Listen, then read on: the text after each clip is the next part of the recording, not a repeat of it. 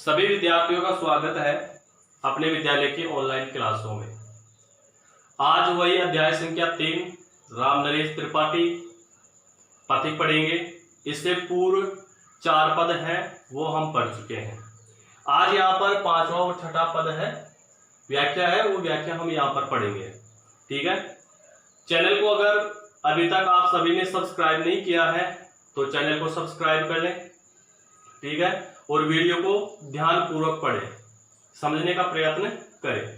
तो आज हम देखते हैं 5वां पद। तो आइए देखते हैं 5वां पद। जब गंभीर तम अर्ध निशा में जग को ढक लेता है, अंतरिक्ष की छत पर तारों को छिटका देता है, समित वदन जगत का स्वामी मृदु गति से आता है, तट पर खड़ा गगन गंगा के मधुर गीत गाता है।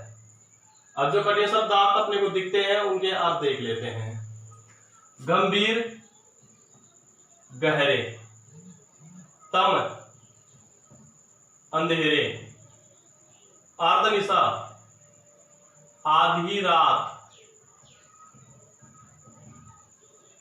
जग, संसार, ढकने का मतलब ढक लेना, अंतरिक्ष की छत पर, अंतरिक्ष आकाश, ठीक है, तारों को छिटका, छिटका का अर्थ होता है बिखेर देता, समित, प्रसन्न चित्त, वदन मुख, जगत का स्वामी, संसार को चलाने वाला। ठीक है भाई। मृदु यहां हो जाएगा धीमी गति से, वेग से आता है। तट, तट का हो जाएगा यहां पर आकाश गंगा, गंगा के किनारे। ठीक है। गगन वो ही आ गया आकाश। ठीक है। मधुर मीठे गीत गाता है। ठीक। अब इसकी व्याख्या करते हैं। क्या है यहां पर कवि है, वो कवि आधी रात, रात्रि के समय का यहां पर वर्णन कर रहा है। रात्रि के समय में प्रकृति में क्या क्या घटित हो रहा है उसका यहां पर कवि वर्णन कर रहा है। क्या वर्णन कर रहा है देखिए आगे। जब गंभीरतम, प्रस्तुत पद में राम नरेश त्रिपाठी वर्णन करते हुए कहते हैं कि जब गहरा घना अंधेरा, जब गहरा घना अंधेरा अर्धनिशा में, आधी रात में जग को ढक लेता है, जब इस पूरे संसार को ढक लेता है, यानी घना अंधेरा जब आधी रात को इस पूरे संसार को जब अंधेरे से ढक लेता है, अंतरिक्ष की छत पर तारों को छिटका देता है। यह अंधेरा है, यह अंधेरा क्या करता है, अंतरिक्ष आकाश में यह फिर तारों को बिखेर देता है। अंधेरा होता है तो अंधेरा होने के बाद में देखते हैं आकाश में अपने को तारे टिमटिमाते हुए दिखाई देते हैं। तो यह अंधेरा पूरे संसार को ढक लिया और ढकने के बाद में फिर रात को क्या करता है, पूरे आसमान में तारों को बिखेर देता है। समित वदन जगत का स्वामी मृदु गति से आता है। फिर आगे कवि कहता है कि प्रसन्नचित मुख लेकर, प्रसन्नचित चेहरे के साथ जगत का स्वामी, इस संसार को चलाने वाला मृदु गति से आता है। धीमी धीमी गति से वह उदय होता है, वह धीमी धीमी गति से आ रहा है। कौन आ रहा है अभी आगे आएगा। तट पर खड़ा गगन गंगा के मधुर गीत गाता है, और इस प्रकार से आकाश गंगा के किनारे खड़े होकर, किसके, आकाश गंगा के किनारे खड़े होकर वह सूर्य मीठे मीठे गीत गाता हुआ उदय होता है। यानी कहने का तात्पर्य आकाश गंगा किनारा बना हुआ है। कैसे, सूर्य पूर्व दिशा से उदय होता है, तो जब उदय होता है तो अचानक उदय नहीं होता है, पूर्व दिशा में थोड़ा उजाला होता है और पश्चिम दिशा में थोड़ा अंधेरा होता है। तो आकाश गंगा के तट पर पूर्व दिशा में उस किनारे पर सूर्य खड़ा होकर क्या करता रहता है, इस आकाश गंगा के दृश्य को देखता है और फिर इस आकाश गंगा के दृश्य को देखकर मीठे मीठे गीत गाता हुआ वह उदय होता है। ठीक है, इस प्रकार से इसकी व्याख्या देख ली है। ठीक है, अनुप्रास अलंकार वही खड़ी बोली है।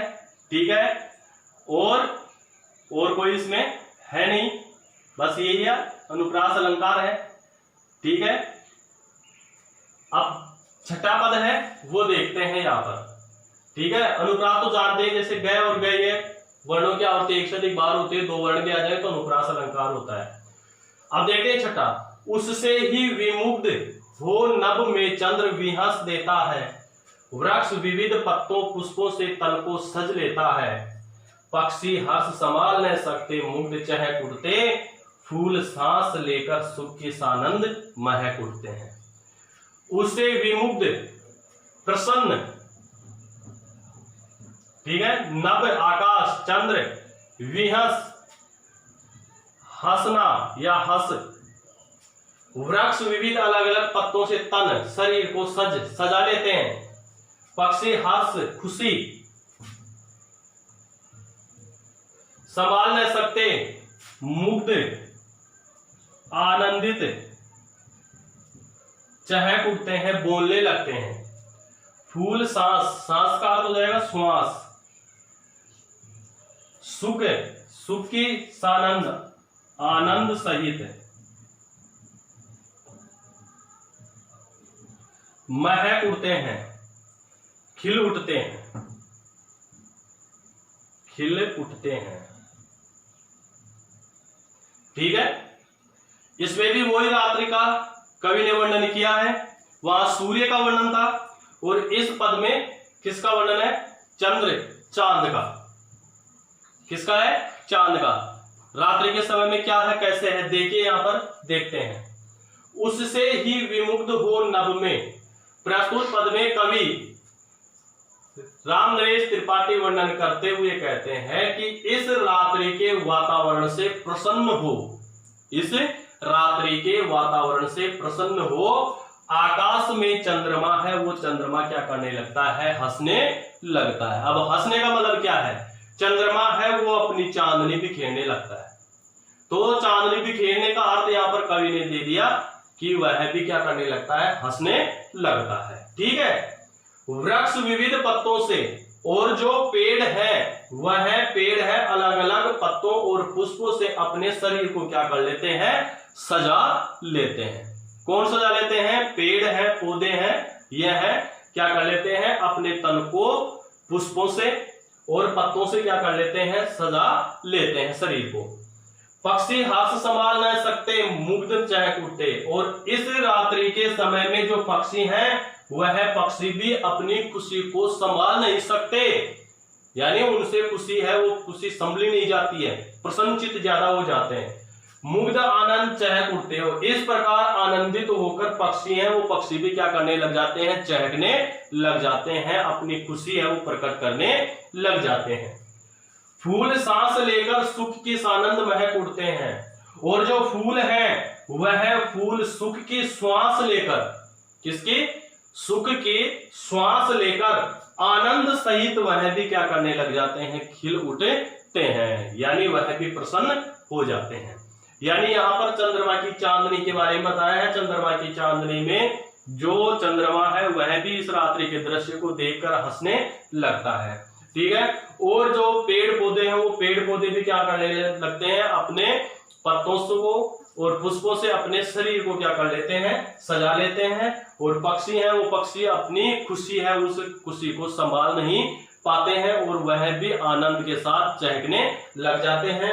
फूल है वह फूल इस समय रात्रि के समय में क्या करने लगते हैं, सुख की श्वास लेकर वह भी आनंद सहित होकर चहकने लगते हैं, खिल उठते हैं, चहकने नहीं सॉरी खिल उठते हैं, प्रसन्न हो जाते हैं।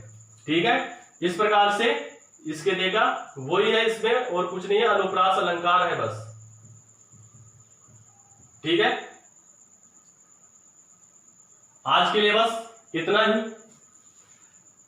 जो बचे हुए 2 पद हैं उन 2 पद का वीडियो बनाकर तुरंत ही अपलोड कर दिया जाएगा। तब तक के लिए सभी विद्यार्थियों को तहे दिल से धन्यवाद।